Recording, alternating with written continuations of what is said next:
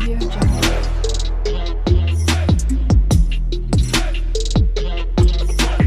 Audio Jungle. Episode 6 My Dearest Nemesis dimulai dengan Sujong begadang sepanjang malam, memikirkan ciuman itu. Ju Yeon juga belum tidur saat dia mengundangnya berjalan-jalan di pagi hari.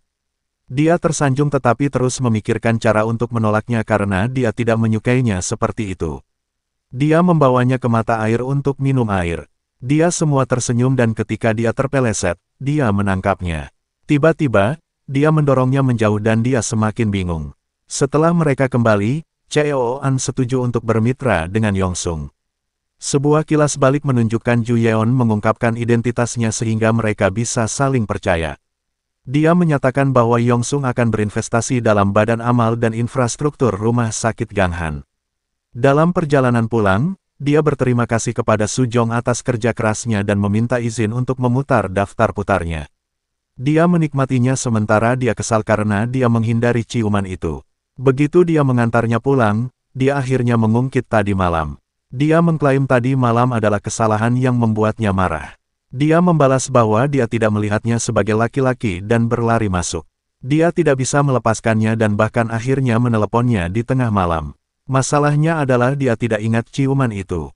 Dia pikir kesalahannya adalah Sujong secara tidak sengaja membuat mereka mabuk dan kemudian meninggalkannya untuk panggilan teleponnya. Dia tidak percaya sementara dia kesal dengan komentarnya karena tidak melihatnya sebagai seorang pria. Keesokan paginya, dia melakukan semua yang dia bisa untuk terlihat jantan. Dia bahkan meminta saran Kwon karena suaminya lebih muda. Dia bertanya-tanya apakah sesuatu terjadi di Ganghan dan dia melarikan diri. Di tempat kerja, dia terus memilih Sujong dan mentraktir seluruh timnya dengan prasmanan yang mahal. Atasan wanita menebak ada sesuatu yang terjadi dan mengejeknya karena tidur sampai ke atas. Sujong sekali lagi berkomentar bahwa dia tidak melihat Ju Yeon sebagai kekasih dan tentu saja, dia muncul saat itu.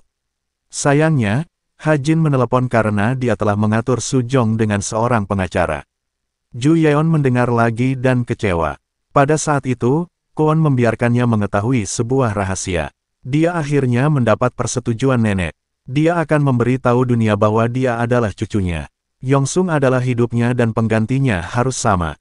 Kwon telah menjaminnya, mengutip bagaimana dia tidak memiliki kehidupan kecuali pekerjaan. Dia mengingat semua momen bahagianya bersama Sujong dan menyebutnya membuang-buang waktu. Dia mengatakan pada dirinya sendiri untuk tidak mengacaukan segalanya dengan nenek.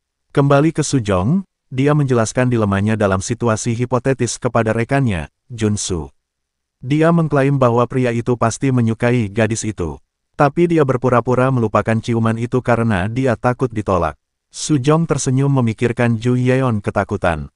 Tetapi ketika dia memanggilnya, dia hanya memberinya bonus untuk menandatangani Ganghan.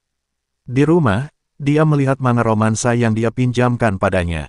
Dia marah dan pergi ke tempatnya untuk menghadapinya. Namun, dia melamun tentang dia bertanya apakah dia menyukai ciuman itu. Dia panik dan dia membuka pintu secara nyata. Dia mengecam seleranya yang buruk di manga, mengklaim dia akan melajang selamanya. Mereka berdebat dan dia menyetujui kencan buta Ha Jin. Nah, Ha Jin dan Shin Won berada di atas bulan. Yap, dia juga ada di restoran karena dia telah membantu. Dia berharap Ha Jin akan berubah pikiran dan berkencan dengannya. Tapi ini hanya membuatnya tidak nyaman. Saat dia pergi, dia bertemu dengan Eng He, mantannya yang menyesal mencampakkannya. Dia menjelaskan bahwa dia sederhana, ketika menyala, itu menyala, dan jika mati, itu benar-benar berakhir. Dia menyadari hal yang sama berlaku untuk Ha Jin dan memutuskan untuk meninggalkannya sendirian. Sujong bertemu dengan Ji Woo, kencan butanya. Namun, dia tidak bisa berhenti memikirkan Ju Yeon dan dia juga tidak bisa berhenti memikirkannya. Di tempat kerja, keduanya dingin satu sama lain. Ju Yeon pergi bersama neneknya ketika Ji Woo muncul untuk menjemput Sujong. Suasana hati Ju Yeon tidak enak sepanjang malam meskipun dia mendapat penghargaan untuk filantropi. Pewaris Chaebol Gurem, pria yang memukul Sujong hadir. Dia mencemooh sementara semua orang memuji Ju Yeon sebagai ketua terbaik berikutnya. Nenek mengklaim dia bukan penggantinya, hanya yang paling efektif yang akan menjadi penggantinya.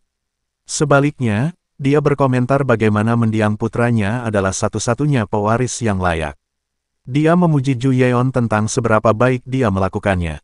Jadi, dia akan menghadiahinya dengan mengungkapkan hubungan mereka kepada publik. Sendirian, pewaris Gurem mengejeknya.